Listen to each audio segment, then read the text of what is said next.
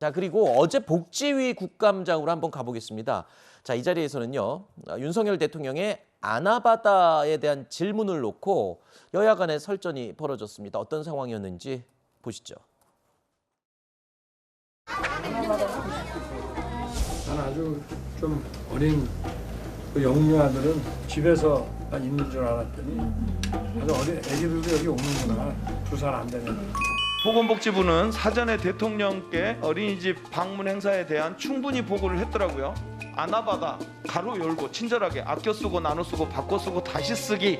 대통령이 아나바다를 아느냐 모르냐 이렇게 지역적으로 또 이게 침소봉대해서 명백하게 선을 넘었습니다. 왜 품평을 합니까?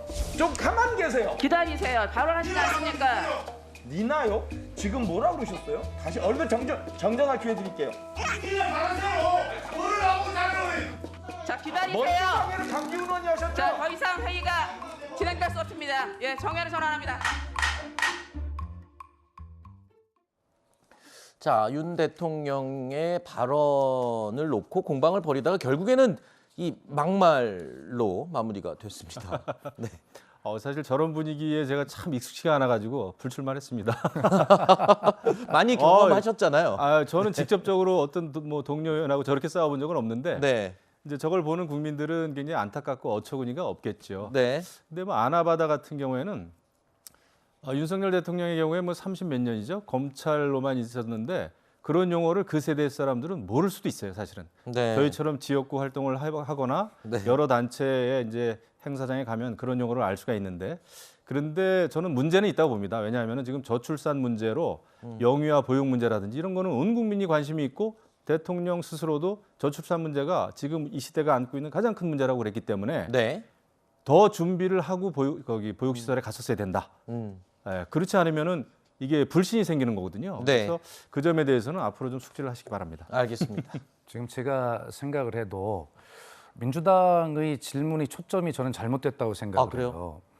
아나바다에 대해서 대통령이 모르실 수도 있죠. 네, 그리고 그 행사의 개요에 대해서 대통령이 인지를 하고 갔냐 모르고 갔냐 이게 중요한 게 아니라 네, 대통령의 저 일정이 기획이 된 것은 우리나라의 이 보육 정책을 더 지원을 강화하겠다라고 네. 하는 대통령의 메시지를 발신하기 위해 간 거 아닙니까? 그렇죠. 그런데 저기에서 대통령께서 하신 말씀을 보면 나는 아주 좀 어린 영유아들은 집에서만 있는 줄 알았더니 아하. 2살이 안 된 아기들도 여기 오네요.